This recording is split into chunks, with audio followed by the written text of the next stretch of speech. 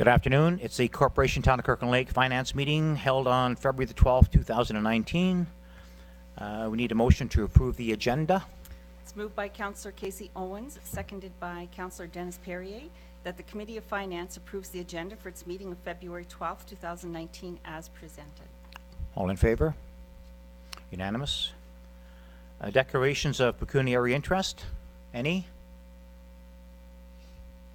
None. Petitions, delegations, none. Reports of municipal officers and communications. Chief Executive Officer. Thank you for giving us the opportunity to provide a review of the 2018 capital and operating budgets. What we've done is put it together or created a framework for the discussion. I know that there will be many questions that would be very similar, and we also have people in the audience. Thought if we have some of those answers up on the board, it'd make it easier for people to understand and to follow. One thing I'd like to point out, as promised at the last council meeting, we have created a web page on the budget process. It's gone live probably a few minutes ago. And right now we have 5 or 6 questions from Councillor Adams on that. As we go through this process, we are trying to record those the questions and provide the answers. They'll be updated on the website as we go along. So if you could, please make sure that your microphones are on. You're speaking a little bit slowly and clearly, not like I am because I'm nervous now. So we're going to begin. Just what the purpose of the presentation is. It is to summarize the financial operations of the municipality in 2018. It's also to establish a starting point for creating the 2019 capital and operating budget. Point being, you don't know where you're going if you don't know where you've been. This gives you a snapshot of the performance in the past year. A couple of key points for the audience specifically to keep in mind. Municipal budgets must be balanced. We cannot run a deficit, surplus. We have to take care of that. Budget documents are not financial statements. Okay, statements are far more detailed. They're prepared according to the standards set by the PSAB. The budget documents are working documents to try to make things a little bit easier to understand, to ask questions, and to come to conclusions. Another key point that was brought out at the last meeting, the drafts that you have are a snapshot in time. They continue to evolve. The accounts that you're seeing is as of that specific date, in this case January 31st. We're staying with that simply because that's what was distributed to council. That's what they had as material to ask questions on. That's what was given to the public. As we proceed, we're obviously going to continue to update them. 2018 was an interesting year. Not as interesting as 2017, but it had its own challenges. And one of those challenges is that the information that we are working with, both on the revenue and the expense side, continues to evolve. We will reflect that in the copies that we give you, but the structure of the discussion is still the same as we are right today. Also, some of the actual and versus the budget discrepancies, they came from factors that were outside of our control or not known at budget preparation time. So, for example, just one, we were handed a bill from WSIB. There's no way we could have budgeted for that because we did not know that people would be off, right? That comes in, you have to accommodate that.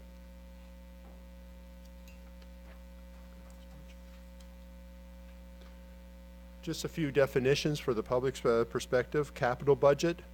These are the expenditures and revenues associated with larger scale investments and with an extended life cycle in accordance with the tangible capital asset policy. That's infrastructure, facilities, equipment, things like that. Operating budget, that's your day-to-day. Expenditures and revenues associated with the provision of services on a daily basis. Reserve funds. This will be, and these two definitions will be important as we move forward because council has made many a statement and a commitment, I believe, to the establishment of further reserves and reserve funds. So it's important that the public understands the difference. Reserve fund, essentially it's a bank account. The dollars are promised, they're put in there, you leave them alone. The reserves, that's like a commitment, a promise. It's not a bank account, the dollars are there, but it requires council's discretion and direction to deal with the dollars.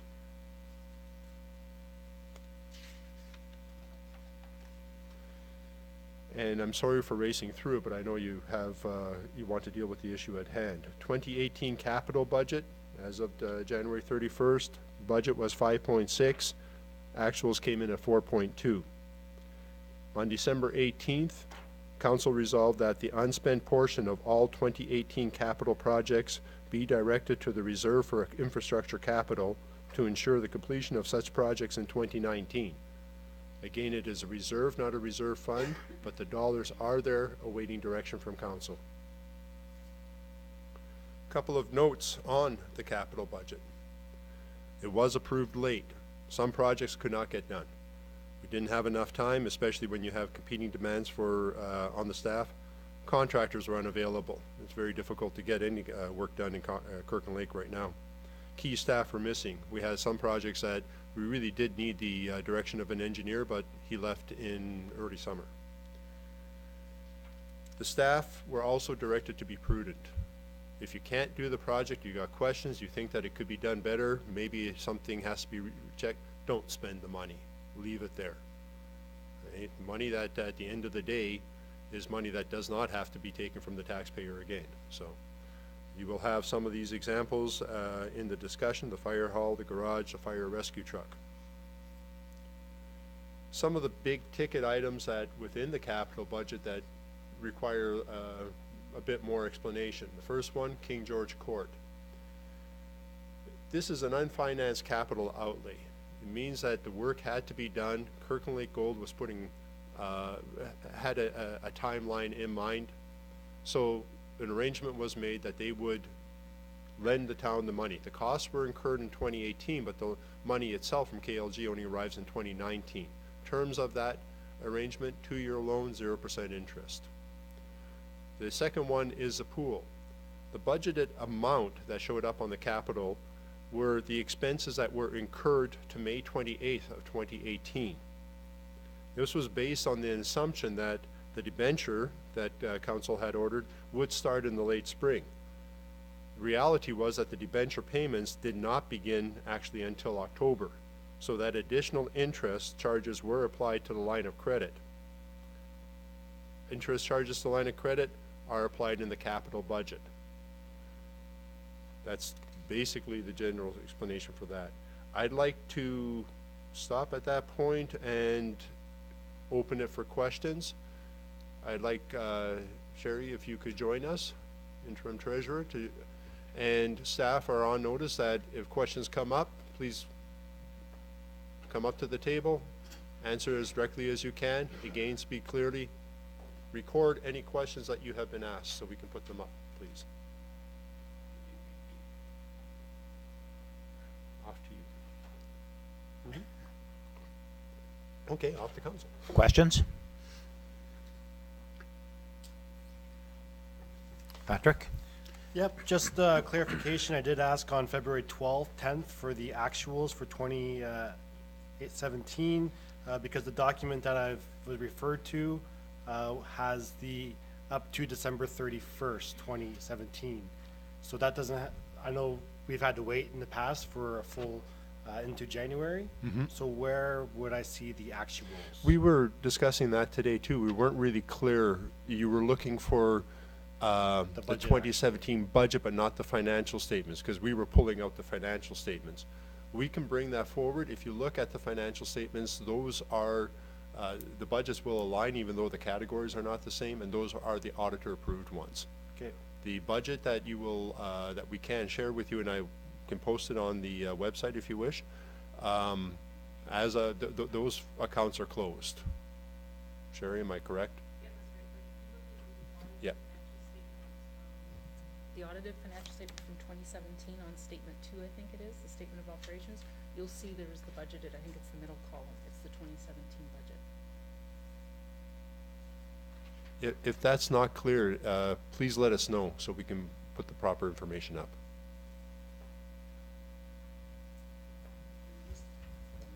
Oh, no, that's not the audited financial statement, actually.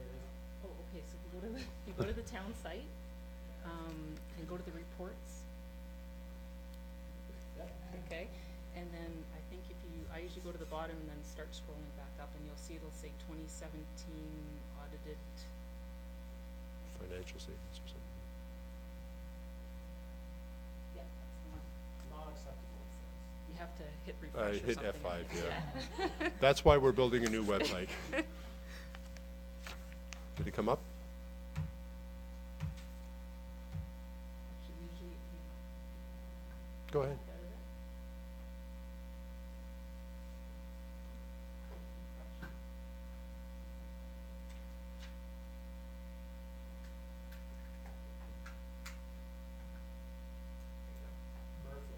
Sorry about that. That's why I looked for clarification a couple days ago on that, but.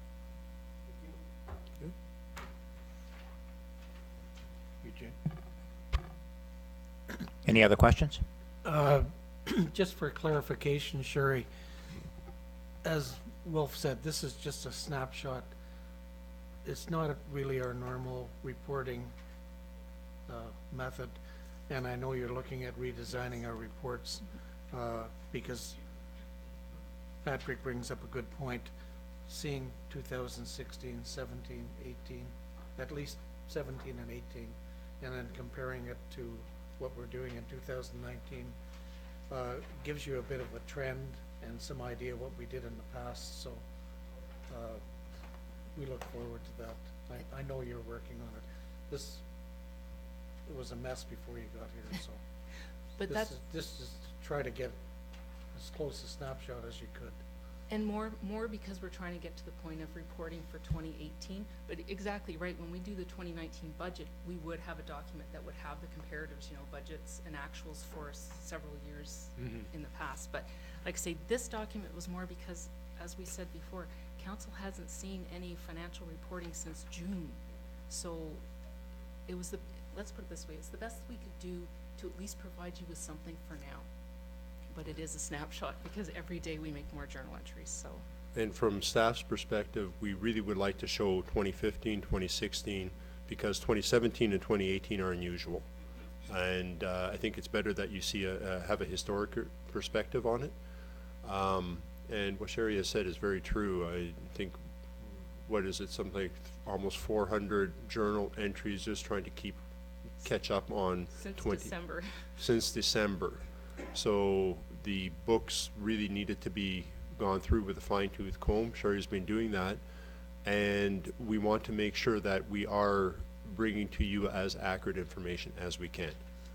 It means that we take a little bit longer. Please bear with us. Sherry, do you have any idea how many capital projects were not completed in 2018 that were supposed to be funded, or what the value of the projects are? It would be on the capital draft update that we gave, so that document that you had from the last meeting. Okay. It would be on there, and so any of the ones where you go down where it says 2018 expenses actual, if it has a 0, that means the project was not completed at all. So you don't have a total for that? No, I could Okay. come up with one, but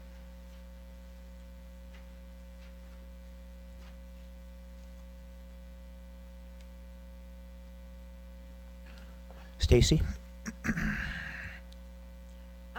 Do you know when council will be receiving, the printouts showing all the account numbers per department? Is that part of, Not usually, because we're just looking at the roundabout. The printout will be about that thick. I do realize Yeah, that, okay. actually Dryden does it, North Bay does it, Timmins, Cap, even Sudbury. Sudbury is crazy, it's 487 pages, including pictures and descriptions. So yeah, I would really appreciate seeing, so we can go through, with better numbers per department. okay, so are we talking for 2018 once we finalize? Is that what we're talking? Yeah. Okay. Would it be okay if we put them on the website so you can take there and look as opposed to printing off? Sure. No, I mean, I'll you print can, it off anyway. oh, okay. No, if that's easier, we could do it for you. Patrick? Well, you know, Stacy's quite correct. We used to get that in the past. It's a very cumbersome document because you have to go through everything, but it tells a lot more than just the summary. And Sure. And actually, when the department people are up, by all means ask. If you have anything like that, they have the information with them. Certainly can make that available, yeah. yeah, I don't think we could go through a council meeting in one night and go through Nope. all those, but if council gets that in advance or it's available online, if there's Sure. a particular area you want to look at, then it tells the full story. Thank you. Stacy? So when we look at the bylaw 18-092, that was given May 29th of 2018. For Parks and Recreation, the budget for 2018 was cited at $1,271,291. Yet the financial statements and review for 2017 and 2018, plus what we received from you, actually has the budget as $1,622,417. What would cause such a like a $400,000 difference? Okay, sorry, are we doing capital or Yeah, operating? could we stick to capital Sorry. first? Yeah. This is capital. Okay. So, General operating. Sorry, this is operating. Okay. Do you want just to defer it until we get to the operating? If you want. well, like I say, because I don't have the document that you're talking about, so I'd need to analyze it. Okay, if you want. Okay, but quite honestly, I don't know if without it'll being come able up. to drill down, I won't be able to say. Yeah, Like, I no. mean- Okay, So this is from the bylaw. okay, so this was the original Capital or- budget? Okay, Yeah, that's the bylaw. Try to have it sort back and forth. So, this is like the actuals for 2017. okay. Yeah, And so you want to compare this one to what I had on mine? yeah. Okay, and like- Because why would this number be on the bylaw, yet we have a $400,000 difference? Okay, and so the only thing is, like I say, I would have to determine how. How about if you shut down the I'll get PowerPoint and come back to it? Yeah. Everybody, sorry. You don't have the stick in there anymore, no? That's odd. Maybe reboot? Sorry, Eugene? Patrick? Yep, this one's capital. So for the rescue truck, we allotted $75,000. I know EMS does provide ambulances for free, well, at a significantly reduced rate to municipalities. Would it be possible to get a number as to what it would cost to retrofit that EMS vehicle into a rescue truck? Rob, can you come up and speak to its suitability?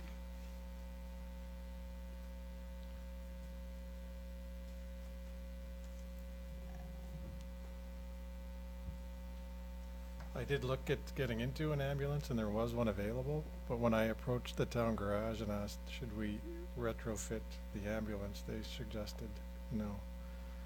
Just for the cost and like all the wiring inside the ambulance, they figured it was gonna be more, it'd be better not to do that. Would I be able to see numbers attached to that one, if possible? You have to go back to the mechanics and Yeah, sure. Yep. Yeah, Because- Patrick and I were at, this came up at DSAB and there have been other municipalities that have taken the ambulances and done that, so it seemed, and we asked at what cost was it to the municipality? There was no cost for the actual vehicle. They gave it to Yeah. of the municipalities. Some of them are smaller municipalities, don't require the same retrofit, I would think, that we might as Right. size of the municipality, but And they are older vehicles as well, too. but you don't put a lot of mileage on them, Rob. I think that's the point. If you're getting it for nothing and you have to spend 20 grand on a retrofit, I don't know if that's the Yeah, figure. yeah. So if it lasts you 3 years, that's better than spending 125,000 for a new one. Could we get some of the names of those municipalities or whomever, so just to We see can what get they that. did have to do in that? Yeah. Yeah, that, good idea, Very because good. I think checking with them will give you a better, Sure. better accurate figure, I think. But I think it's something we have to really look at. I How old is that vehicle now? It's already out of service. Life cycle's over, Yeah. yeah. So 10, 15 years old. I think it was a 2004. I'd have to check to be sure. One of the things that Rob had been talking about too is, could we combine a pumper and a Rescue. rescue vehicle.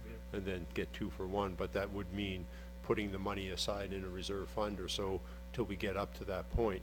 But by that time, the pumper has to be replaced anyway. So is that a possibility? And we can still get through with the pickup that he has, the 3/4 ton, with a plate on, a tray, I should say. Yeah. That was one of the options we'd like to bring forward. So that 75,000 that was transferred to reserve, like that can almost go to a reserve fund for a rescue vehicle pumper. That's a pretty good head start. Or fire equipment, whichever, however broad parameters you wish to create or narrow. But that's something that, yeah, that was the thought behind some of these projects. Would that be something that would be pursued? That's quite a significant money that's carrying over. Yeah, we would need a vehicle before purchasing. Like if we wait 3 years or whatever to build up this Okay. fund, we're gonna need something in the interim. You Like don't think the, the like the 3/4 3/4 ton can do it, or? Yeah, it would, Oh, okay. but we'd have to spend some of that 75 to get it. So we wouldn't be putting aside the full 75. If you have the truck, but you need to put the sled, the tray in, maybe Aqua, you have some ideas on how much that might cost? Cause I thought you had some vehicles like that too, but anyway, point being, could you bring back a ballpark figure for what it would cost to fix up the 3/4 ton? And we can at least bring it to council's attention that would be taken from the 75 or Sure. however, at Definitely. least give you the options.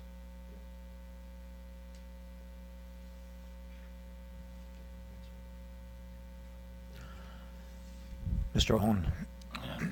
Thanks, Eugene. I have a concern that with the sidewalk accessible parking here, it was 65,000 budgeted in 2018, and only 6,000, just over 6,000 spent.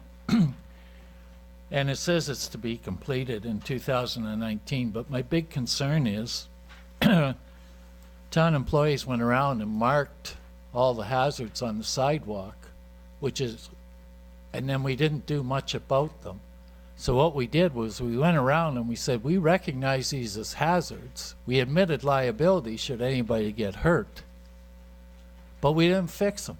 So if somebody gets hurt, especially on one of the hazards that are marked, we leave ourselves wide open to, and we've already, I know of one lawsuit that we were hit on for sidewalk maintenance. So I'd like to hear for sure that money's going to be spent and that it's going to be a priority, because right now we're just sitting wide open for a lawsuit. Steve, Don, you want to come up for that?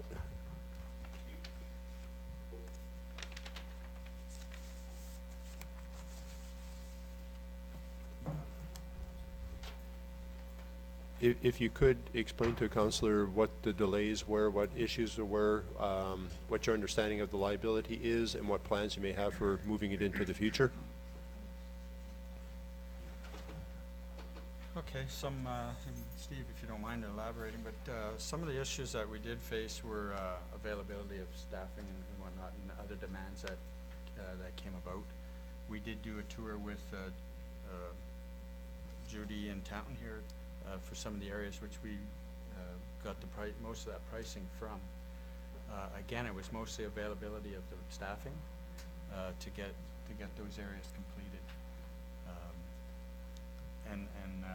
And just basically time with other duties, I'm not sure. Yeah, and the idea was that we were to purchase all of the tactile tiles to complete the project, but unfortunately, our purchasing agent was extremely busy doing other ones as well, and that didn't get completed in time, which would have put a rather lion's share dent in that amount of money. Those tiles are expensive. They're approximately $250 per piece, and you require a minimum of 6 to 8 per corner of sidewalk or intersection.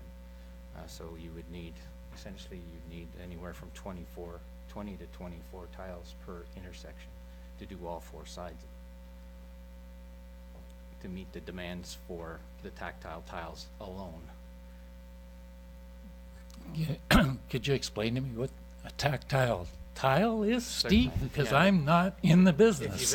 If you've ever been to Toronto, and you've been in the subway system, and you see that yellow strip with the bumps, before that is considered, or that's what they call a tactile tile. So people that are visually impaired feel those with their cane. So this new spec for them, any work that we do going forward, has to include these on the sidewalks. And the answer says to the sidewalks. Yes. Okay, my concern more is we went around and we got that fluorescent orange paint and we painted all the bumps and the dips, and so right off the bat, by painting it, we've identified it as a potential hazard. That's correct. Which is what we're required to do by law. Okay. On a yearly basis. But we've admitted liability by It's painting not, it. no, you're not admitting liability, you're recognizing a hazard, which is a different thing. And by law, that covers the liability aspect of it for a few months. No. Well, they've been like that for more than a few months now. And Right. and I've had a number of people, well, we have a bylaw that says that mobility assistance devices are supposed to be on sidewalks, and yet I've talked to a number of people, or a few people that use them, and there's so many sidewalks in town where they can't use them. So it kind of puts us as a town in a bad situation. How do you enforce the bylaw, which was aimed at making everything safer, when they can't use the sidewalks? And that's why I realize the staffing shortages. I'm very aware, and I'm not being critical of town staff. It is an issue. I guess because of the number of requests I've received from people who walk and from people who use the scooters, whatever you want to call them, I'm just hoping that maybe this summer or spring that physical services can make it a high item on its list. And yeah, I appreciate that your staffing has been gutted down to minimum, and the guys are doing what they can. But I think this is sort of an essential service. No, exactly, and we respect that and understand the essential services part of it. Like I said, with our tour, it was a very good tour. Judy expressed all the areas and the way she goes through town, and we did a report on that. But again, it's just to get in the time to get in there. It's not an excuse, but it's not trying to make any excuses. And the other thing, if I could, we do address those painted areas with the grinder, the sidewalk grinder. So, but unfortunately, every spring, if a piece of cement is cracked and starts to heave, it's going to do so on a yearly basis. So that's why you see the same spots painted over and over again. They may have been addressed by the grinder, but they've heaved up in that winter, and again, they've presented themselves where they need to be addressed. No, I don't want to be, I'm not being critical of town No. staff. And it is an ongoing issue, especially in the north, because of the frost. It's just that as somebody who walks a lot in town, And then during the election campaign, many people came forward to me and said, look, you know, it's great. They went around, they did a tour, they marked the bad spots, but so there's a public perception out there, and they don't appreciate the fact that the department's being gutted in terms of staff. And, you know, it's on a priority list, so I'm just begging that it move up. No need to beg, it's on. But, you know, I mean, the guys are doing a good job, don't get me wrong. If I could, if council sees fit to move that into 2019, we have 3 issues: time, availability, and material. We'll definitely get a job, a head shot on the material, but Steve can look into too, seeing what aspects of the job can be contracted out to move it forward, so that a little bit of the stress is removed from them and we get it done before the 100th anniversary. Thank you. Patrick? Yeah, I just want to reinforce what Rick's saying, because the orange paint's fine, but it's been going on for 2 or 3 years, and quite honestly, that might be the bare minimum. If you're blind, you can't see orange paint. The other thing is, this came out as a major issue in the Aging Well and KL report, and we have to move it up on the priority list. I recognize the constraints you had with staffing and whatnot, but it's dragged on a bit, and it's time to move on it as soon as we possibly can. Other questions? Thank you, gentlemen.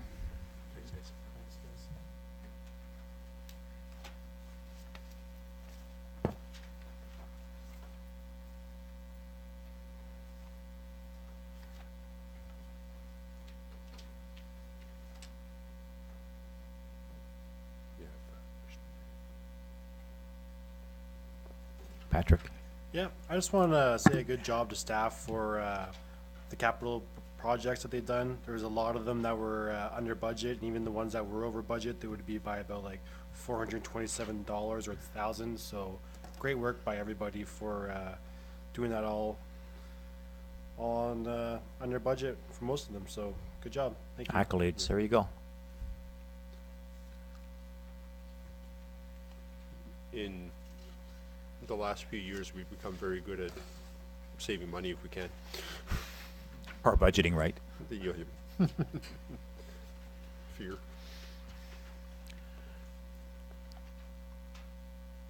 On to 2018 capital as of January 31st, 2019.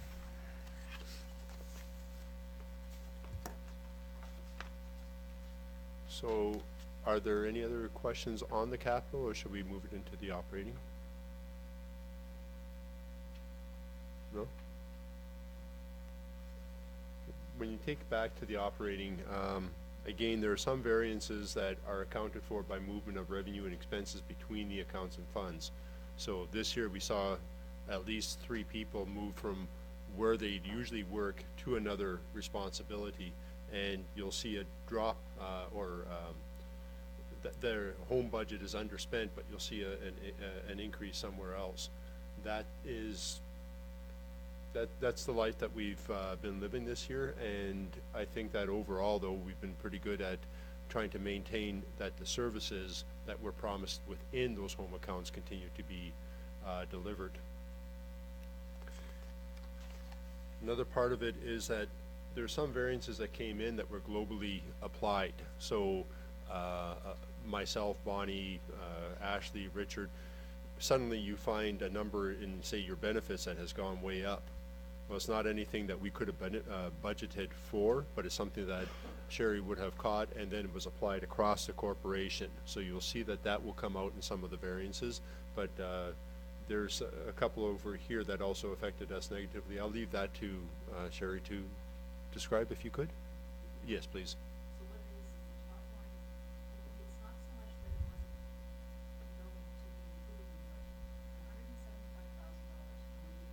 Yeah, go for it.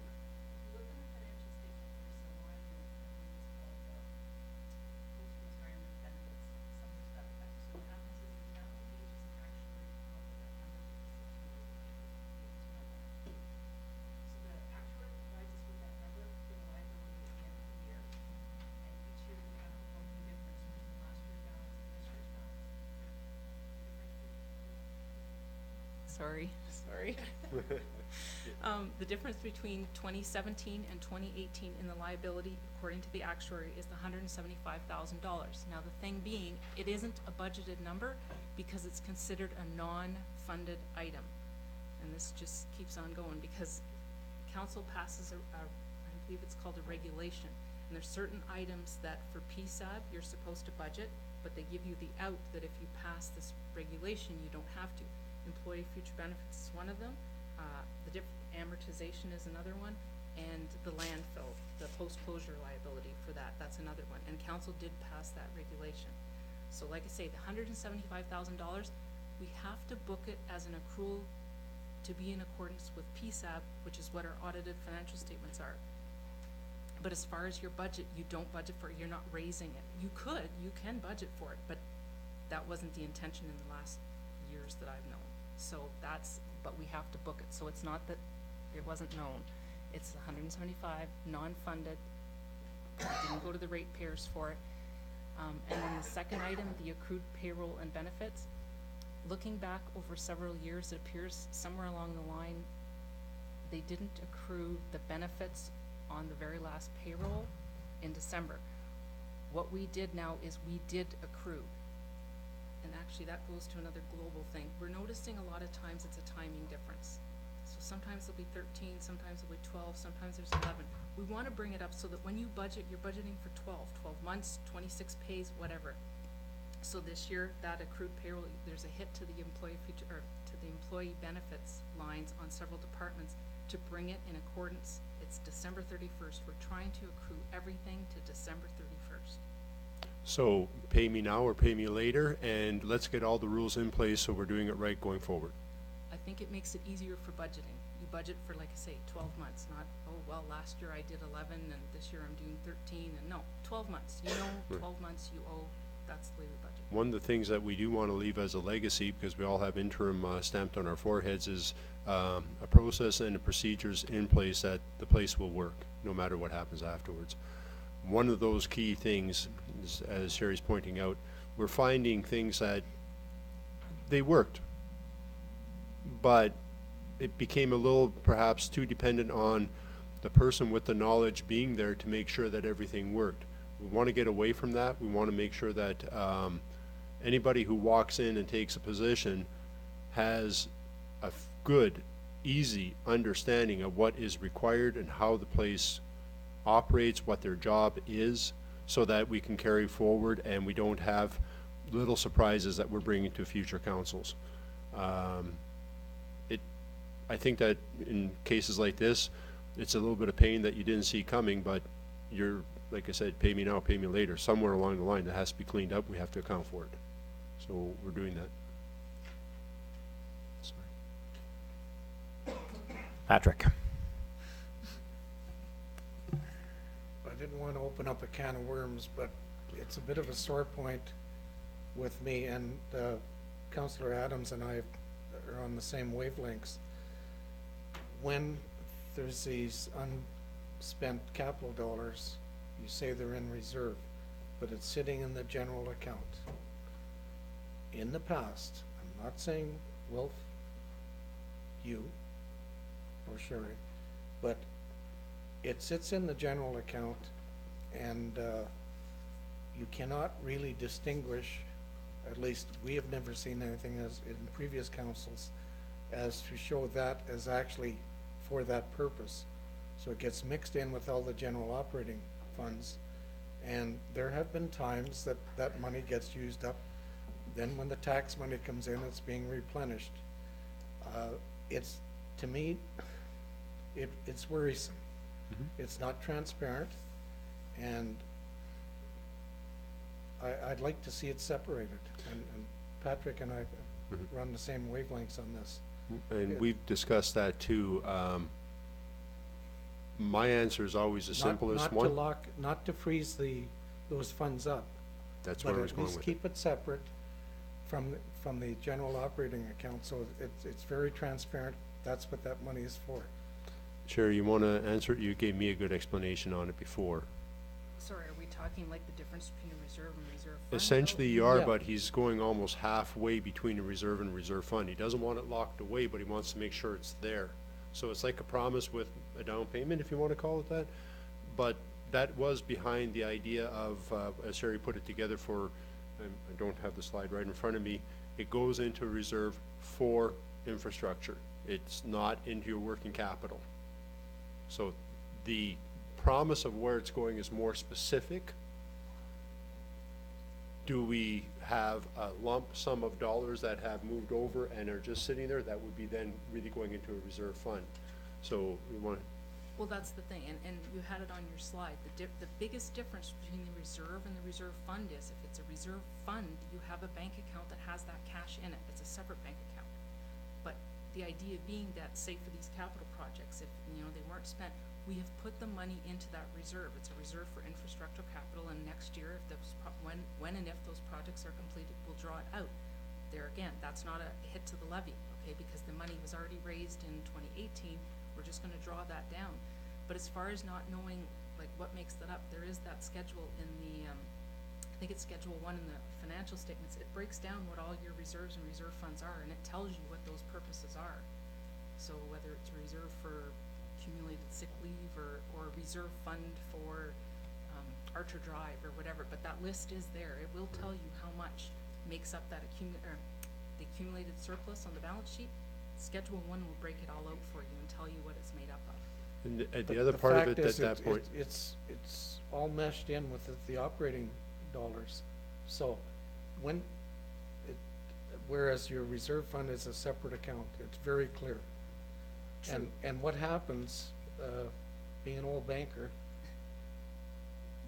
the computer system, when, say there's supposed to be 300,000 in the reserve.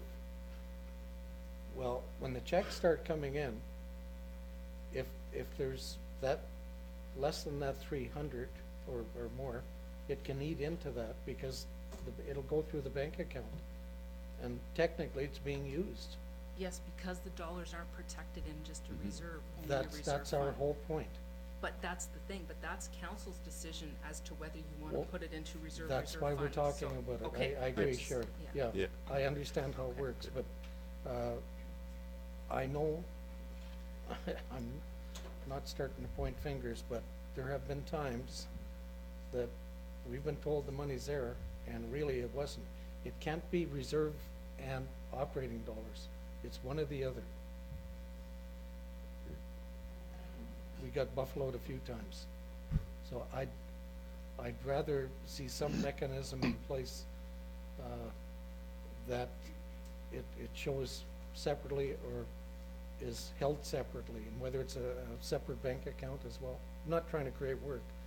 I just want to make sure that money is being used. could we ask council then to move that forward as But I a think that's request to something do we that? have to look at. Yeah, because it's already, it's there, not let it sit then. So during my question and answers Excuse me, that I think put in- Councillor Rick had his hand up Oh, first. sorry. So just let him go first. Yeah, and correct me if I'm wrong, Wilf, but I believe when we put it into a reserve fund, there is a mechanism, should we need that money to pay our bills, that we can borrow from ourselves, and the province sets out an interest rate which is charged against what we've taken out of that account, and we have to pay it back, right? That's my understanding of it. Right, is more or less, like, I'm not More an or less. accountant type, but It is tracked, and like I say, I haven't dealt with it that much, but I do believe the town has done that in the past, and there is Yeah. the interest rate charged, and it does have That's to right. be a schedule to pay it back. That's right, and it was But it never referenced in. got paid back. That was the problem. And I've seen it happen. Actually, in And some. normally, Rick, you could do it that way, but that's what your operating line of credit's for, yeah, but not to dip into, borrow from the reserve funds. But if we borrow from the reserve funds, the interest rate's lower than if we use our line of credit. That's what I'm getting at. And what I'm getting at is that, yes, you put it in a reserve fund, it's more secure in terms of being used for what it is, because to use it for anything else, then we have to pass, I believe it's a bylaw to change, okay? But at the same time, we haven't totally locked up that money should we be in a financial situation where we had to get at it, okay? We could borrow from reserve funds, pay it back at a lower interest than what we pay on a bank loan or a line of credit. And if we know, well, let's say we got $75,000 set aside for a new fire truck, but that fire truck's going to cost us $250,000. Well, surely to goodness we could get it paid back before we get that $250,000. I'm just saying that there are options here that could be cheaper than going to the bank or line of credit. And that money that's put in a reserve fund, yes, it is more secure than just being in a reserve. And I know where Pat's coming from because I've looked at financial statements when I was a reporter, and there was supposed to be X amount of money in reserve for a certain project. But when you looked at the bottom columns, there wasn't that much in the bank. So how could it be there? I know exactly where Pat's coming from, and I understand, but I'm not as afraid to put stuff in a reserve fund because it can still be a financial benefit to us, even though it has more strings attached. I think that works, Rick, on the short term. That's possible. I don't like us doing that on the longer term, if it's gonna be 6 or 8 months. 'Cause I've seen it happen. The money is just like you said, where is it? It's a disappearing act. But if it's a reserve fund, there's an actual legal obligation to pay it back. If it's a reserve, I think you two are saying the same thing. You both want to have it locked up where you know where it is and the Yeah. rules are there to govern it. That's basically it. Yeah. yeah, we're both saying we got a problem with the current system where it goes into reserves and can be used. And I think what's happened in the past is that when the taxes came in, all of a sudden that money that wasn't there in the financial statement previously is there, but it was spent on other things, and that's a concern, for And sure. is there, because I think others are probably thinking the same question. Now, if you put the unspent portion into a reserve fund, for clarity, you want to have your 2019 capital worked out so you're drawing once from that reserve fund and applying it to the proper, or allocating it properly, right? You don't want to keep going back and forth to it. You know what I mean? Like, you keep it simple? Yeah. This is at council's discretion. Certainly, if there was any tapping into the funds, my wife doesn't even let me handle any money, so it ain't gonna Smart be me. lady. Yeah, and if I did, and you saw that silver Tundra heading down the highway, then you know what happened, but that's not the goal. It's very much, what does council want, really? Sherry, yeah. Can I just make one comment? We've talked about this in that one of the things that has to probably happen is the policies need to be looked at. And there's several that probably should be done. The town needs a reserve and reserve fund one. It needs a debt management one. It needs a tax collection policy. And then plus the asset management one. They're all gonna tie together. So maybe what needs to happen is all of that needs to come together as part of the reserve and reserve fund policy. And then it would set out what council's intentions and plans are in that, so. And that's when at the last meeting, that's what we had started with, that we have to get the financial basis, I guess, or foundation in place. While we're doing the budgets, we don't have the time and resources to write policy. But that's certainly where we want to get to. If council's willing, give us until the summer or early fall, we can bring that back. But in the meantime, you will carry on. The money is there. We can only promise that we're watching it, or however, I don't know. Whatever reassures council, basically. Okay. Councillor Adams had a question here. Yep, I echo both councillors' opinions on this one, because I did ask the question as well in my questions, and yes, we did pass the bylaw on December 18th that the unspent portion would be put to a reserve for infrastructure capital. So would we just have to do a motion again to have that amended to reserve funds? Because I'm all for reserve funds for these these matters. It is about having the controls in place for future generations to have like a guidebook as to making sure we have the controls in place to not go down paths that we've traveled, and make sure that we're moving forward in a positive direction. So I really like the recommendations of the policies that you've recommended. I'm certainly in favor of that as well. So would we have to do a motion then to follow suit? But that would have to be at the next meeting then, right? But we could let Sherry work on this and go ahead. Sorry, okay, I could be wrong, but my understanding always was that council passes that motion at the last meeting in December, because that's basically your last chance. That year is closed in terms of that. Now, if anybody knows of anything different, but that was always my understanding, is that's why council did that motion, so I don't know that you can switch that motion now to do something else. Because it's closed. Yeah, so the only thing, like I say, is that at least it has been designated as a reserve, okay?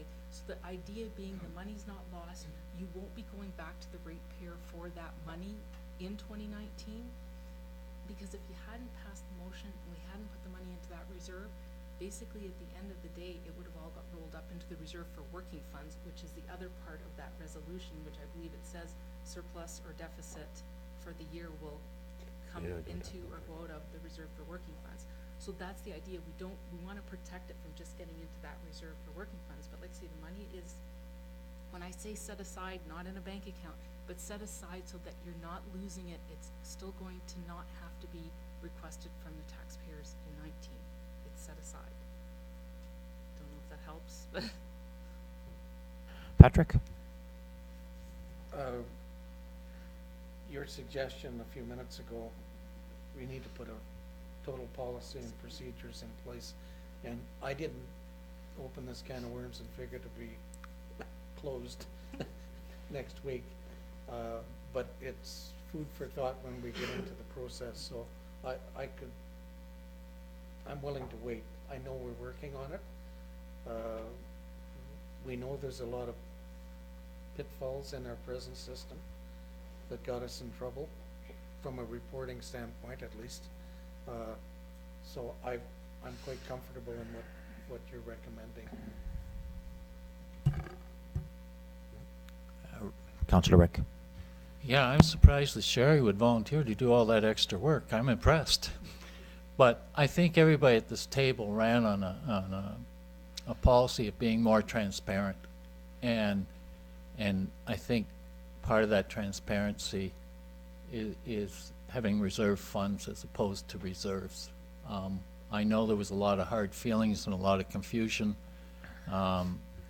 with the residents in the past little while, because nobody really knew what was there. They knew what they were told at council, but it wasn't really transparent, and that's the reason that and the fact that we can borrow from it at a lower rate than what we pay the bank, should we need to. Hopefully, if we budget properly, we won't need to, or if there's no unforeseen circumstances, we wouldn't need to borrow, so.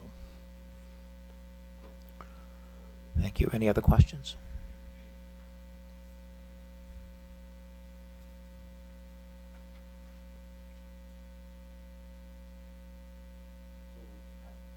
Sorry, Questions Patrick. on the operating budget then?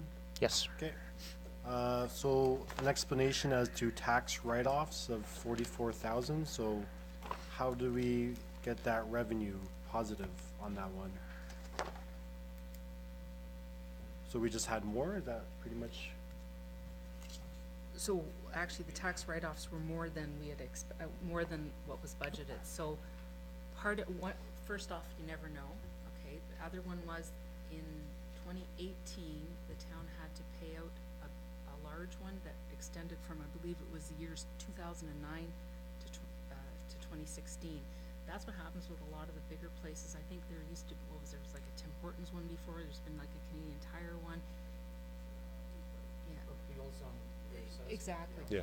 So what that makes up is it's it's MPAC and ARB decisions. It's, it could be charity rebates, it could be vacancy rebates, and there again with vacancy rebates, my understanding is I think the person has to come in and ask for their rebate, like they have to fill out the paperwork. We don't do that automatically, so it's, like I say, it's a tough number, I would imagine to figure out, because you don't know what's coming down.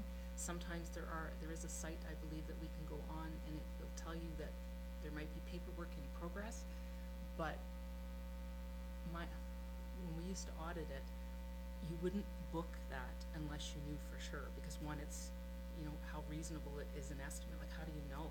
Just because somebody's filed the paperwork, you don't know how many years or whatever, so, like I say, this year though, I can tell you there was a big settlement for several years, and that's probably why it exceeded the budget, because there again, I wasn't part of the budget process, so I don't know how they came up with their numbers. I can only tell you what I see in the 2018 actuals. This has been a problem throughout the north. Timmins is struggling with it as well because they know that they're going to be hit, James, I guess, township of James, and that they really got clobbered. And it's, I don't know if the provincial government has any plans in place to make changes like that, but a lot of these companies, they do have, they're approached by lawyers who say, we'll take it on for you, and we'll beat it into the ground with the Well, didn't municipalities. Espanola get hit with a huge hit one time? That's Like right. in the millions, I think, eh? That's right. We've been fortunate to this point, but it is a difficult thing to weigh out. Patrick? Yeah, part of it was the appeals, I agree, but for a number of years, and this went on for a while, because Tom Gannon from Ross Pope kept telling us, you're not budgeting enough money for tax write-offs. When you put 40,000 and you consistently, it's 100 or 125, it's time to change your best guesstimate. I mean, it's difficult, as you said, Sherry, but that was part of what the problem was too. And I think Was last year underestimating. I think last year council asked for it to go up, and that's when we hit the 170 on the assumption that everything would be normal.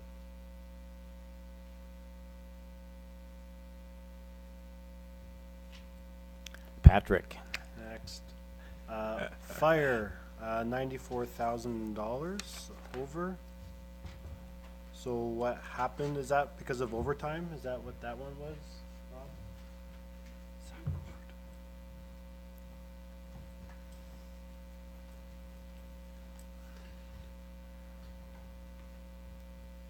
The majority of that was overtime. We had a retirement, and he carried over all his vacation stats. So for 6 months, we were down a man. Are we able to pay out vacation? Like you have your set vacation for the year, and instead of like rolling over for multiple years to get to that point, like a set fee, like once a year, you have to use your holidays. If you don't use this amount, you're going to get paid out. Is that something that we can do maybe?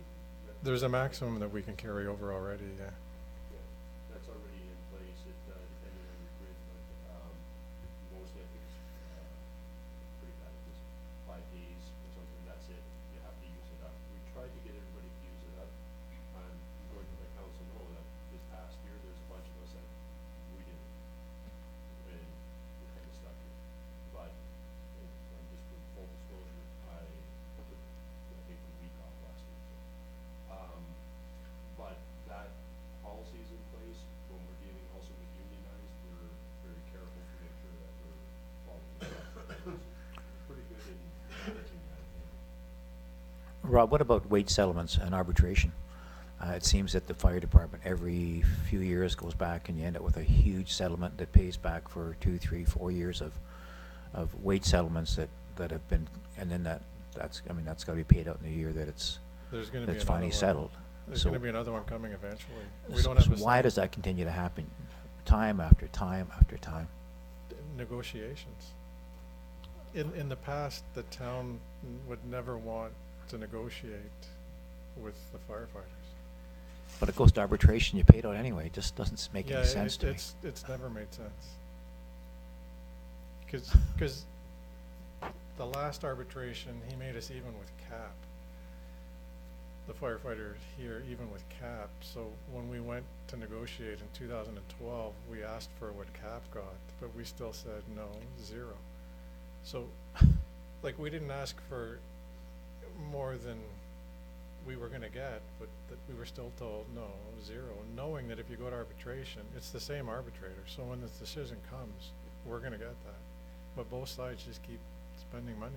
So do you budget for that? You know where it's gonna go, so why is that in the budget and sort of set aside We've year s- after year after year? Because when's the last settlement you actually have? We don't have a signed contract since 2012. That's a killer. There's gonna be 7 years of retro. It sounds so absurd, I know. We've started to put money aside now. It didn't start in 2012, but the last couple of years we have. Okay. That's Pat first. Yeah, Rob, correct me if I'm wrong too. We had 2 full-time firefighters retire. We didn't replace them right away, Right. and that resulted in scheduling problems, resulting in overtime. So that was a fair For, chunk. It was 3-4 months like that. that was mostly for 2017? Didn't come into 18 as well? No. Oh, I thought it did. Okay. Thank Well, you. we hired 2 at the end of January of 18 to bring Okay. us back up to 10, so for a month. Oh, okay. Not that significant then. No. Okay. Dennis? Just for clarification, when you say they have 5 vacation days, they carry over, that's 5 24-hour shifts though, eh? So it works out to actually 3 weeks, right? That's not, no, it's 5 12 hours. 5 12 hours? Everything's 12-hour shifts, Okay, so it's, 2.5 days, oh, it works that way? Yeah. It just works on an 8-hour basis? 12 hours. I'm not following that. Can you explain that to me? Well, if it was 5, how do I put this? Like, we get, at the start of the year, we get 13 stats, Okay, but you have to divide that by 2 to take a day off. Like, 1 stat doesn't get you a Okay, yeah. 24-hour shift off. okay. 1 stat's only 12 hours. So you need to use 2 stats, or 2 vacation to take a Oh, okay. 24-hour shift off. Okay, thank you. Other questions?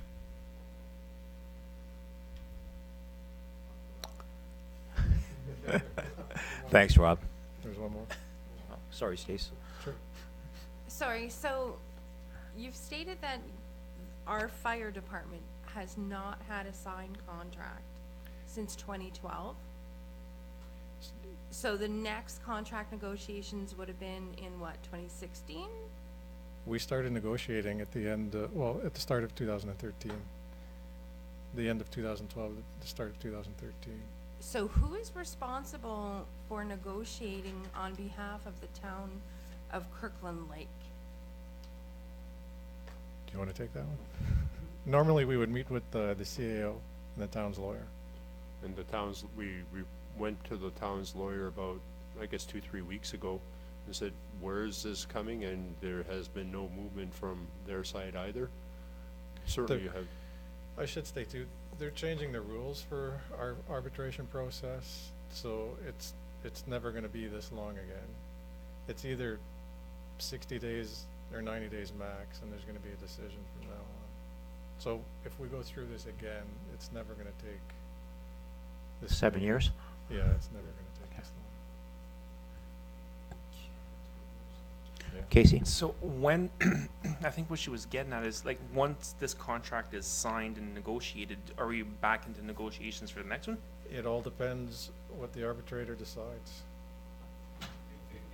It's up to him to decide If- how long the settlement, the award is, how many years the award is. So he can award forward, like saying, okay, this all's back to 2013, and this will apply for the next 4 years, or are we gonna, Yeah, that's all up to him. okay. He's gonna bring it up to at least the current. Normally, we ask for a year or 2. Like, we'd be asking for 20 or 21, just so we don't have to go through this again right away. But that's all up to him.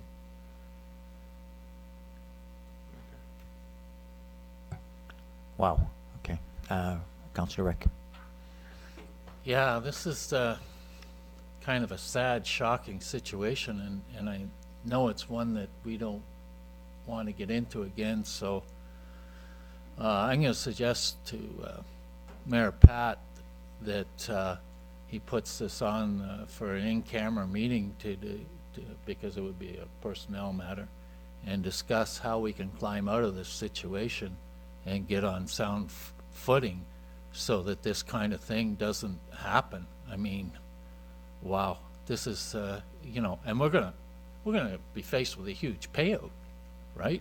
Yes. And you know, we're just struggling to keep our heads above water now as a town, and yet it looks like, I won't say negligence, but lack of attention to this issue in the past is going to end up costing us a lot. The problem from the past was there was never any negotiations. We'd meet with the town, and it was just no, no, no, no, no to everything. One year, we asked for the chief at the time to put an article in, and they actually said no to his. It was just no to everything. There was no negotiations. Yeah, and that's what I've been told by unnamed sources, that this has been going on for years, and I never understood, because it costs more if you go to arbitration. You're paying your lawyer. You know, it's costing taxpayers more money. I mean, I'd rather give the firefighters an extra 0.5% than pay a lawyer.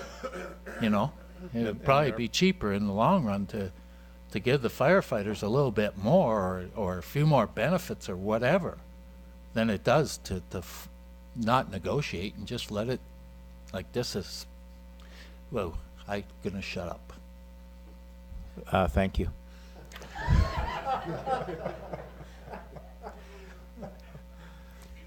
Thanks, Rob. You're welcome.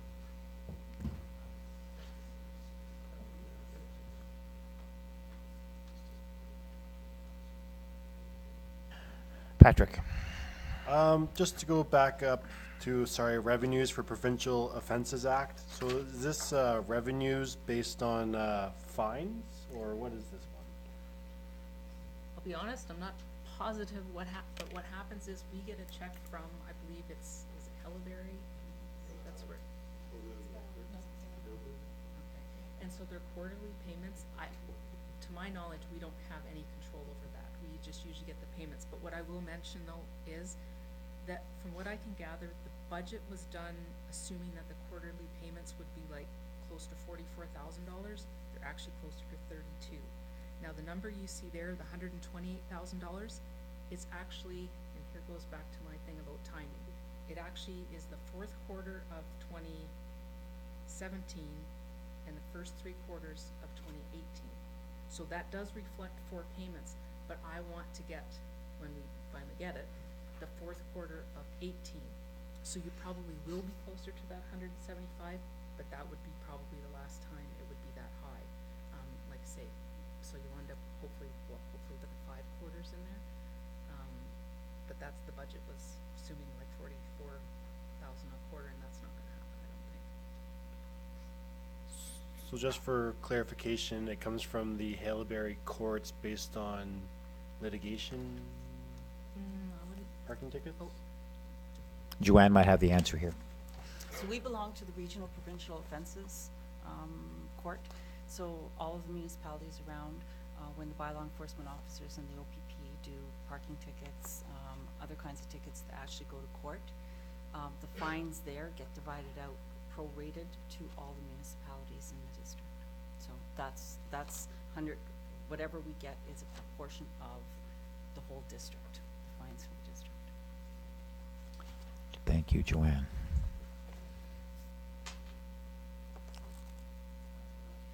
Councillor Rick. Just for my own clarification, in the first section there, payments in lieu, what is that? so basically it is the buildings in town that are owned by the federal and or the provincial government. Now, the only thing I'll mention there is the difference between the budget and the actual is because I believe it's the federal government, they don't necessarily agree with what MPAC's assessment is, so they'll pay what they want. That's basically, for the federal ones anyways. So that's why there is a small difference there. Thank you. Councillor Sherry? Stacy? So can you explain why there's no section in revenues for, user fees? Like, So what will happen is, when the audited statements come out, there is a section for user fees. As we've pointed out, this format is not a format that we intend to stick with, okay? It was more just to give you something to show what the status of the accounts were by a department level. But no, on the financial statements, it will be by user fees. There is a schedule in there. Thank you. Patrick? Yeah, I think it's fair to say, like, if you look at Parks and Rec, the user fees, this is the net It's- operating cost, took into account. It's just not broken down, as you say. It will be in the financials. More questions? Patrick? Roads, increase of 36,000. So would that just based on like snow removal? Is that what that one is, would generally be?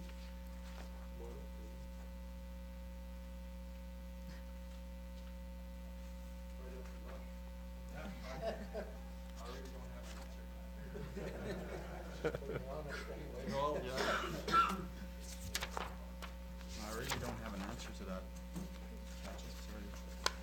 Why the increase, I would assume it is due to snow removal.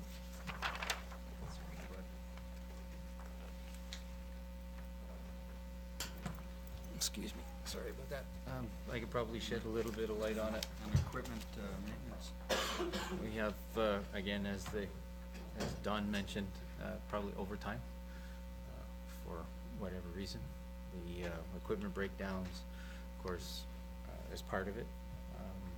As far as, in the springtime, we usually have thawing to do, or we have to open up catch basins, or we have, road washouts. So there's all kinds of different ways that we could, expend more money than we budgeted for, and we don't have any control of it. And 1.4% on $2 million is not really a huge amount. I think, Councillor Adams, you had asked in one of your questions, what was the cost of overtime on snow removal 2018? Exact number, not clear, 12,000 is what came back from payroll as to the assignment for snow removal. Yep, thank you. And in the questions as well, it did say like, explain variances of over 30,000, and that was sent on February 8th. So I think clarification could have been seeked on that one before posting to the public. It is not clear, so that way we could have communicated better and gave more, because that was more of a heads up to all staff that any variance over 30,000, I'd like to ask questions as to why. We'd encourage you to ask questions for regardless of the variance, if not. So- Because for us, 30,000, in a small place like the museum or say museum, that's a red flag that's going up all over the place, but anywhere, anytime, ask. Yep. More questions? Patrick? Don and Steve, snow plowing and snow removal. Like, this is charged out to different departments, whether it could be you're doing work up at Parks and Rec or different buildings that the town owns. Is there, in the budget process, it seems to be, there's no just one lump sum that I can remember in the process. It's charged out to different departments. At some point, because this year is gonna be a dandy, we know it. Mother Nature's been cruel and has getting meaner by the day. But we could get a total of what it is costing us for a full winter season. It'd be nice to know. I know we can't do that now, but it's not, it's charged out to different departments, so it's if you're looking at the financial statements, it's pretty hard to determine what the real total costs were. Yeah. So, food for thought. And if I can go back, actually, Patrick's first question, I just recall now, is, we also had a contractor we had hired to work with us to do snow removal, so that brought the cost up a bit as well. So is that just based on staffing levels then, just that you need to hire that extra help to get the quality done? It's to get the, to Yeah. get the demands. Yeah. Yeah, to meet the demands for public safety. and whatnot. So was it cheaper for us to hire that person than to have a contractor? So, no? That's a sore point with me, not with you. Yeah. But we asked for that last year and never did get an answer as to the economies of scale, whether it's cheaper to contract out, because I think we used the contractor out in Swastika and some in Shopee, but never really did find out what in comparison. So I appreciate what you're saying, but there was never a breakdown. We haven't contracted out any this year, other than the trucks, which is normal.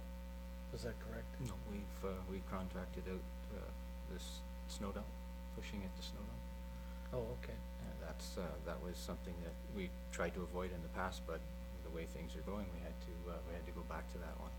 So no, we do use contractors aside from that as well. And again, we're doing snow removal with a contractor. Waterworks is doing the intersections and hydrants. So we are using a contractor as well. I think it might, Yeah, sorry. considering all our hired trucks and, like we said, we're doing it again this year. We've hired the contractor to push the snow to help us maintain our Okay. snow dumps.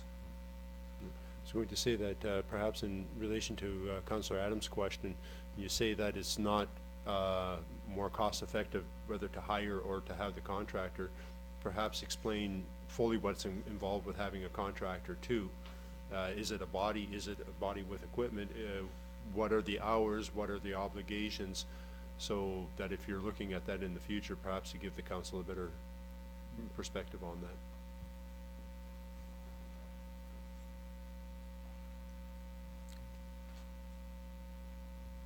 My comments were no reflection of you two. And I would think if you need temporary help, you don't want to hire somebody full-time to replace somebody who you need for one day, 1 week, or even a month. I'm sorry, Jane, I missed that. I'm sorry. Say if you're only looking for temporary help to help you out, you contract something out, if you need somebody for a day, a week, or a month, I mean, it's not worth hiring somebody. As Councillor Adams said, would it be cheaper to hire somebody to replace that contractor? Well, if you don't need them for 12 months, why have them? Exactly. And we do hire seasonals as well. Mostly in the summer. Yeah, in the summer, Seasonals are but in the summer. Again, we're finding that it would be advantageous to have some in the winter as well. If you could. If we could. Yeah. Absolutely. Other questions?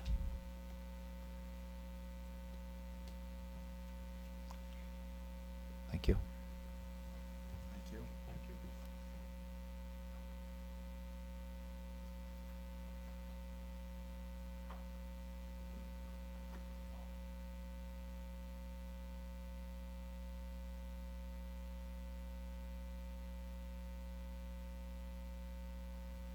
Patrick?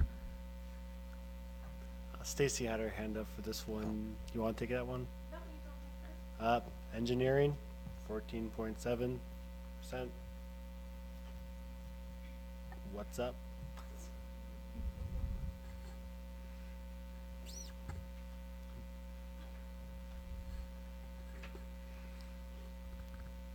So I actually did a full breakdown of engineering and did recognize that some of the staff time that was allocated into our engineering account that's reflected here should have actually been in our capital accounts.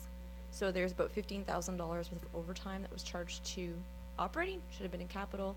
And there's a bit of salaries as well that are going to be flexing between building demolitions, connecting Lancaster, or operating accounts as well, leachate monitoring at the landfill. So that's where that discrepancy comes in. One of the changes we have made over the past year was that when you're working on a capital project, your salary gets charged there. In the past, it was sometimes being charged to the operating, and only the material costs, equipment costs were going over there. We need to reflect the full cost of a capital project, so that all in the budgeting into 2019 will be done that way, as well as the accounting for it.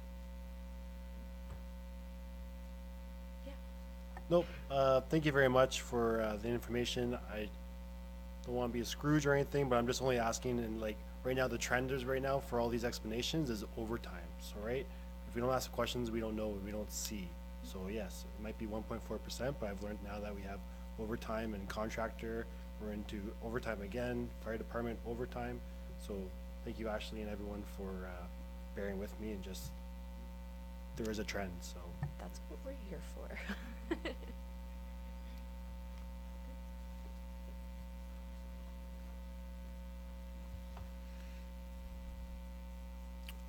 Stacy? Sorry, I'm gonna jump way down on the list. Do you have a specific amount that we are allotted? I know there's a formula for funding for our public library. It comes down from the different levels of government. Do you have an actual amount of money? In Dryden, it appears to be $317,000, and they're comparable to us, so. Would the library be filing that themselves? Because I haven't seen any paperwork on that, so. Cheryl's right behind us. She's coming up.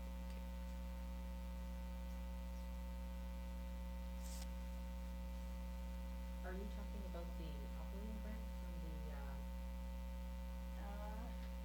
from the ministry? The 27,000 or something, is that? That's what we get, but Yeah. other municipalities, it depends on the population base. Yeah, and that's what it appeared to be. Sorry.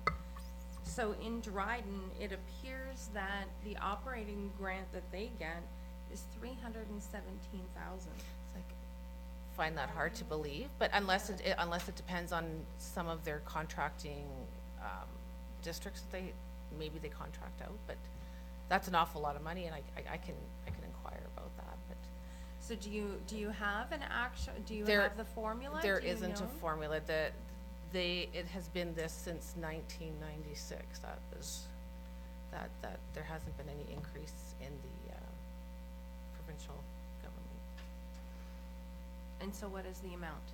27,000. Well, it's actually 25,000, something, and then there's a pay equity, and then so the two of them combined is $27,922.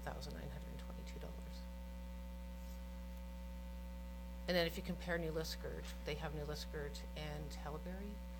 Theirs is actually comparable to ours.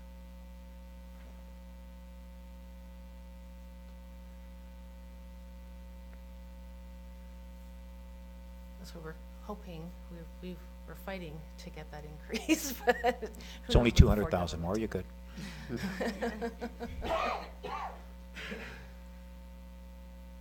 else? Other questions?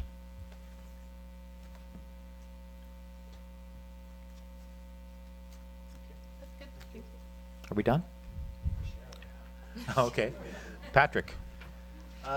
Airport, $32,000, 42.8%.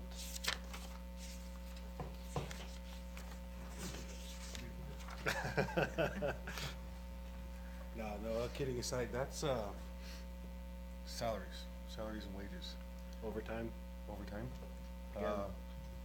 Call-outs, additional staff that's required for different things that we do at the airport, especially in the summer months. Did we have extra overtime when we had the fire season going on? Yeah, we did. The M&R was busy out of the airport because they leased space out there for the summer, for temporary attack base. We had some for the surrounding municipalities. There's a fire down near New Liskeard. They were attacking it from here, plus we also sent staff down to help out with that fire through Earlton. So Kirkland Lake Airport's responsible for extra costs even if they're not in the area?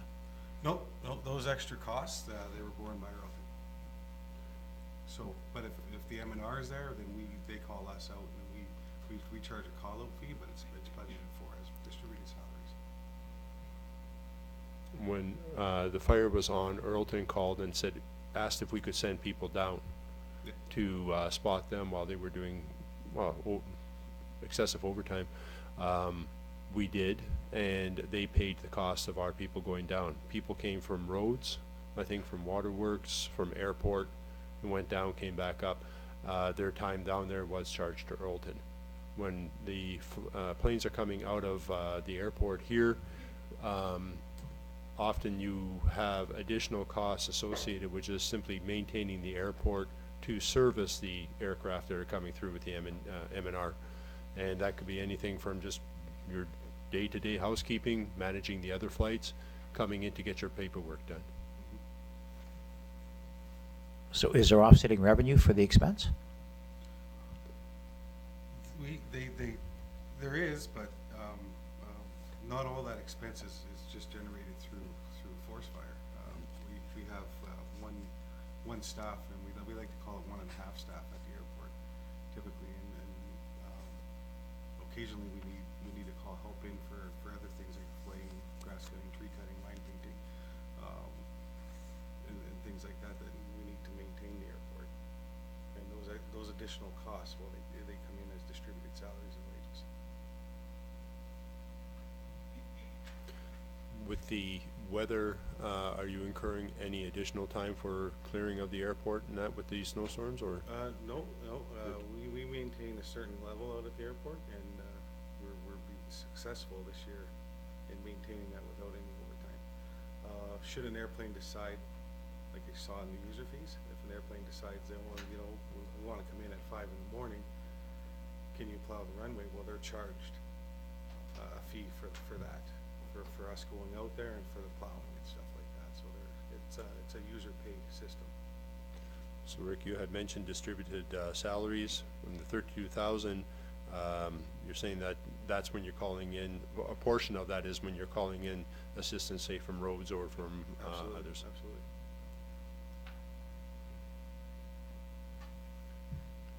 Patrick? Yep, just since Rick's up here and he has these other departments as well. So cemetery has had an increase of 19,000. So what would explain that? The cemetery in 2018 was struggling for manpower. We had a hard time securing staff for one thing. We were very, very short staffed. Students typically came and went just as quick. They'd start and in 2 days they were off to the mine. So we were very short staffed, myself included. I didn't spend a lot of time out at the cemetery. It was periodic. I was pulled away doing other tasks. That's what generated a lot of that. $19,000 right there, because it was just bare bones. And the garbage collection, that's because we changed the contract? That was big That savings? thing there in 2018, that was a fun project, boy, let me tell you that. The garbage collection, garbage disposal, and the recycling, that was, in 2018, that was 2 separate contracts. Now it's one. Some of the expenditures that should have went into garbage disposal went into garbage collection. We were running the landfill in-house from March 16th till October 1st. It was a very green area, but we successfully ran the landfill for 6 months without contracting it. So we ran it on bare bones. It's a common theme. You want a pair of gloves, you explain to me why you need a pair of gloves. Type bare bones, okay? And then there's some legal fees that might have come out of that, and there's a lot of things that happened in waste, and I predict that 2019 will be much better. No, that's good, thank you. Okay. Councillor Rick? Yeah, flying back to the airport, when we get a call in at 5 in the morning, the fee that we charge that airplane coming in, does that cover our entire costs of sending a man out to the airport and associated costs with that flight coming in at 5? It all depends on what they want. If they want a man to go in there and just open up the airfield, yeah. If they need a man to go in there and do a friction test and snow plowing, then that's an additional fee that's charged back to the airline company. If they require fuel, we create revenue off that too, and they're charged a call out. Yeah, but we're paying our, our person that goes in overtime, right? 4 hours. And are we also paying that employee an on-call fee? No, we don't have that system. We're not Okay. union.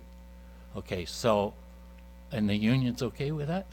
We're non-union. We have- Oh, you're we're- non-union we're at the not airport? affiliated with Okay. union at all. No, I just, you know, I feel if we're providing a service for random flights that come in at odd times, that we should be getting full cost recovery, is where I'm coming from, We so. pretty much do, and then probably some.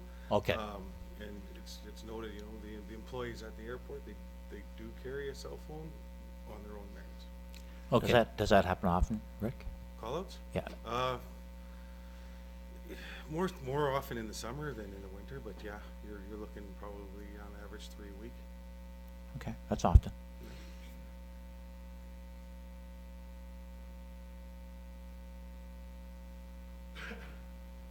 Other questions? No. Thank you. Thank you.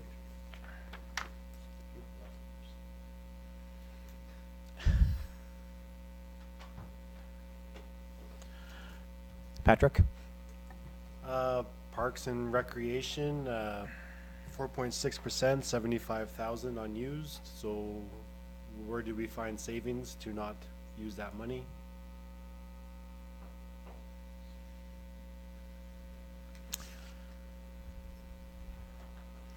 The Queen of Savings, Bonnie? It's not, temper that statement.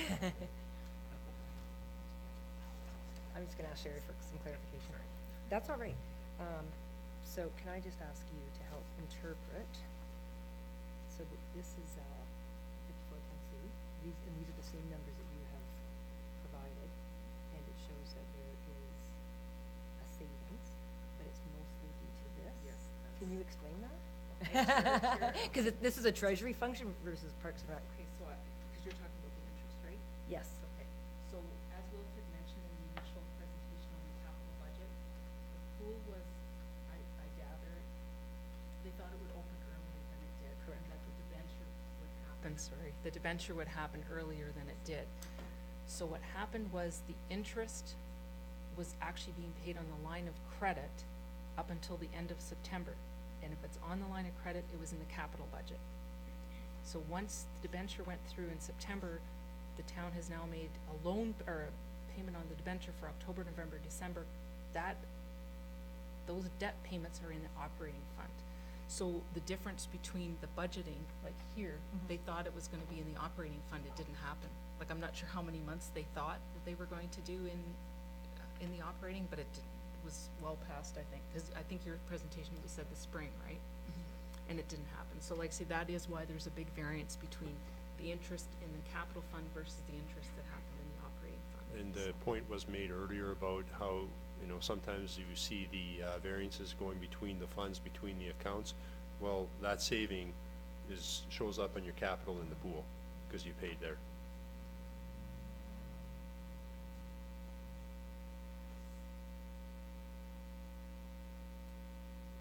Patrick? Good, thanks, Bonnie.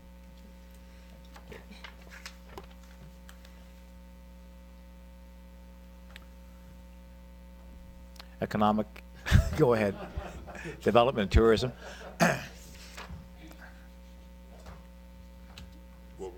What's the question?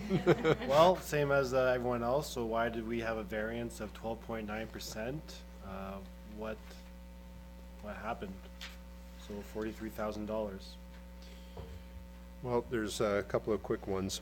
There was $40,000 that was supposed to be coming to us from the Ontario Trillium Foundation. It was scheduled for 2018. It arrived in 2017. It was not moved forward to 2018. That's $40,000. There's roughly $13,000 that have been expensed in the Community Improvement Plan project, and those expenses were incurred in 2018, but they are part of a submission to the funding agencies that will be paid in 2019. At the 100th anniversary group, it's a bit of a strange beast.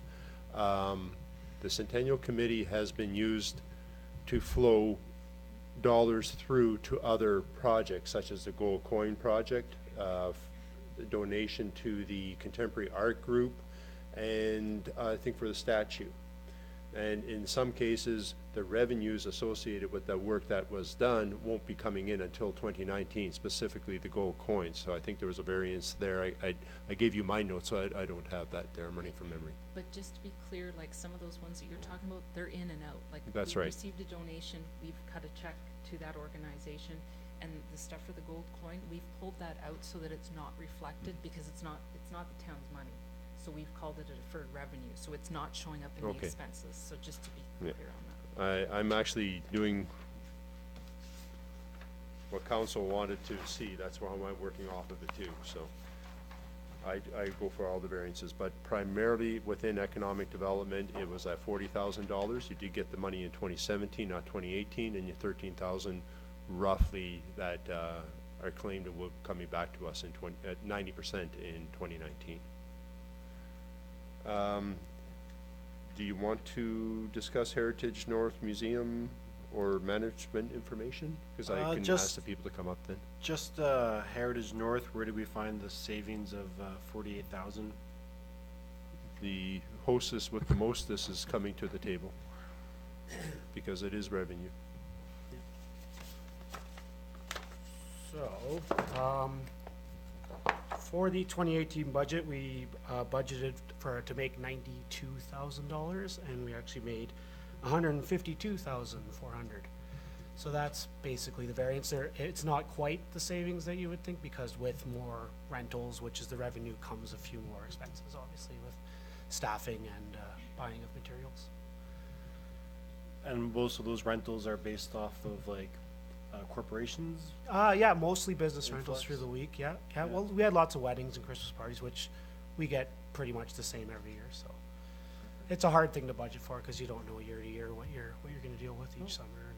Sounds good. Yep. Good. Thanks, Drew.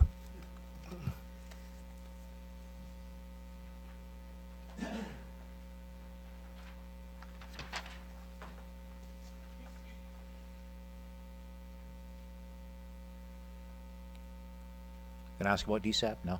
Done?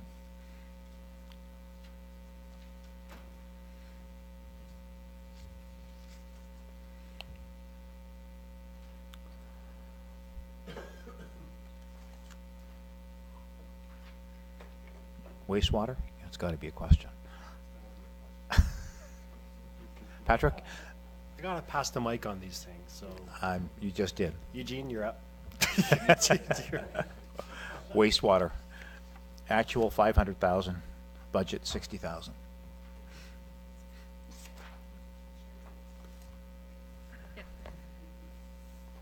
So the reason for the large surplus, if you will, there's a little note, if you see on the chart, it had a little note 4 on it.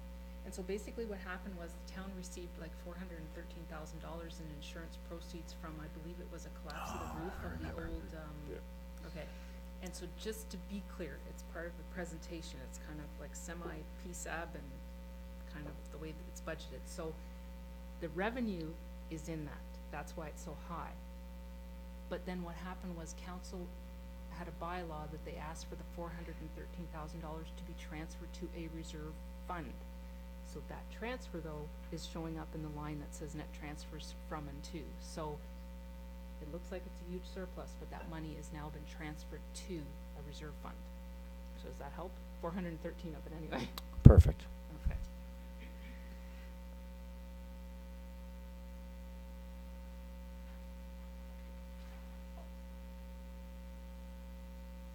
Other questions? Councillor White, you had one formally or previously with regarding the complex. Was that the same question that Councillor Adams asked, or? I don't know. You started with one of the questions when we were in the Capitol. I just don't want to feel like we're ignored. Oh, okay. Sorry, Sherry and I kind of had a sidebar. So there was a $400,000 difference between bylaw 1892. Sherry did explain to me that in the bylaw, the budget and then the loan, were separate, but on the sheet that we got, Okay. they were together, so it comes pretty close. Okay. Councillor Adams? Yeah, just once again, I want to say thank you to all the department heads and their patience for coming forward and just answering all the questions. It was great to see the theme that certainly overtime was a growing trend as to why some of the budgets were over. So that's something that can lead to a further discussion at the council table going into 2019. But thank you for your patience, guys. That was greatly appreciated. Thanks, Patrick. Thank you.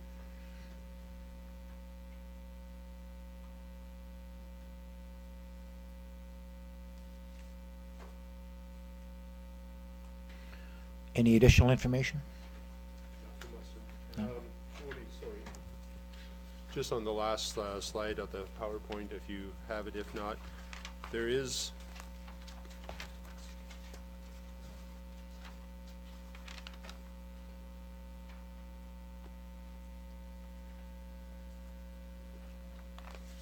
that one. Yeah, just, it has been posted on the website, Budget 2019. There's no hyperlink here right now, but it has tabs that take you over to the 2018 capital and operating, and we'll put more of the comments and discussions from there. The 2019 operating and capital proposed, it gives you a primer on the budget process and with some other information. It gives you a question and answer, so we'll try to update that as we can, and also has a section for the water and wastewater. There's some resources in there.